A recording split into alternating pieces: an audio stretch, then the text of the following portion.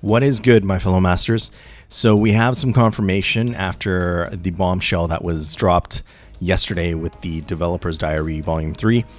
And the next event will be the Las Vegas rerun. It will start on May 23rd. That's at 0100 PDT.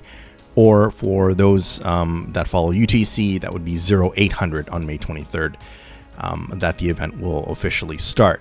So my prediction was a little bit off. I thought maybe that they would shuffle in the Seraph event and then have Las Vegas basically start in June proper, but it seems that they're just following the sequence, at least events-wise, they're following the sequence that had occurred in JP so far. So I know there are a lot that were hoping the Las Vegas rerun would be after the 5th anniversary because the first banner for this event will be featuring Berserker Musashi. And, she will be one of the premier arts loopers, AoE loopers in the Castoria system. All I can say is for those that will be rolling, I really hope that,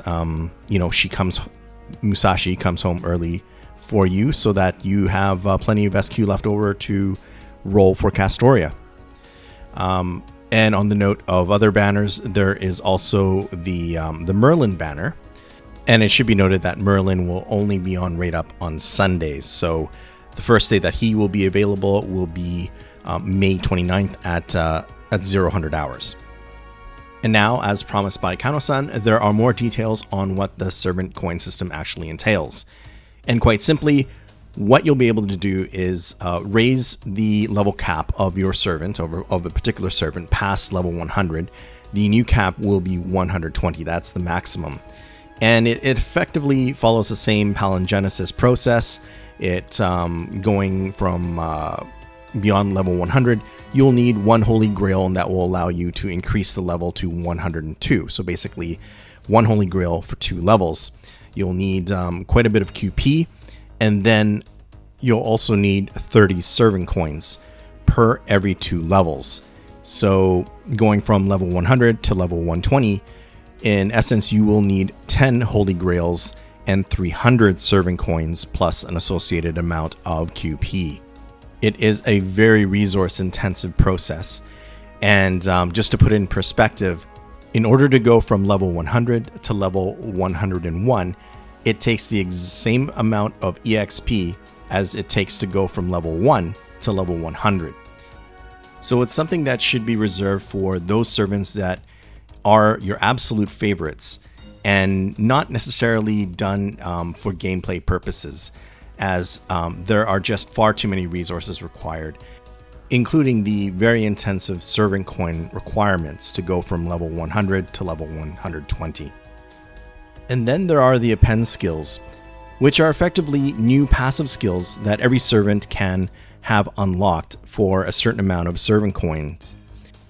Every servant will have 3 Append skills, and 2 of those 3 Append skills will be the same for every servant.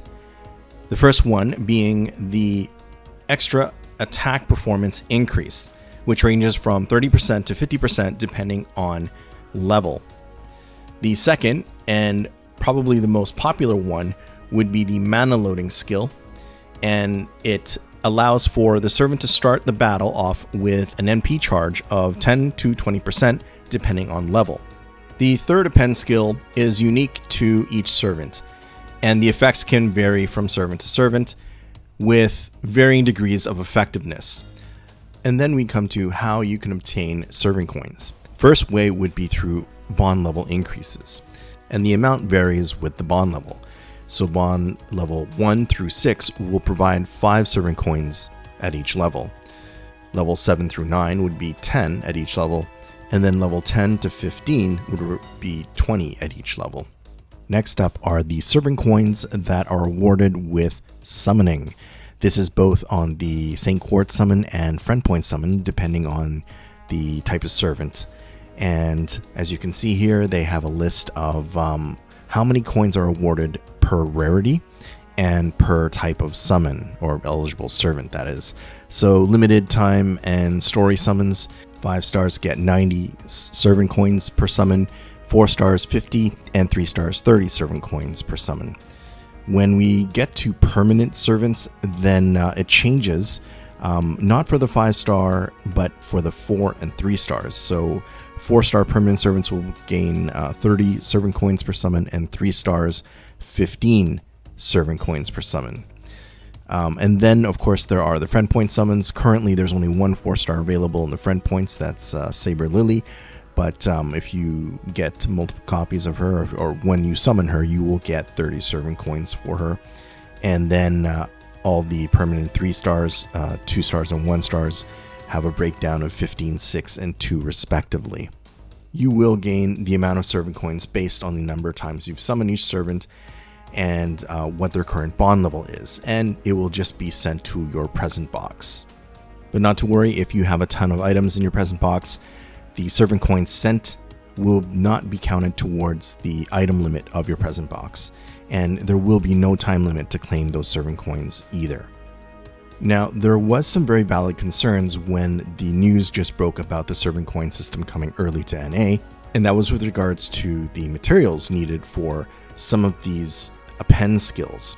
And fortunately, Losangle has saw fit to address these concerns, and what we have here are the Ball of Rainbow Thread, Flaming Oni Lantern Plant, Small Bell of Absolution, and Scale of Fantasy. These 4 materials will begin to trickle their way into the game, starting with the Las Vegas event. The event shop will have Flaming Oni Lantern Plants. So these 4 materials will also be available as battle drops from enemies, added to upcoming main quest chapters. So they're making adjustments, and funny enough, someone had made a comment on my previous video that it's gonna start getting messy in terms of predicting certain things for NA. And further to that, they announced their intention to bring the 5-star Ember Gathering and higher QP Treasure Vault quests much earlier than expected to NA to better support the new features added with this servant coin update.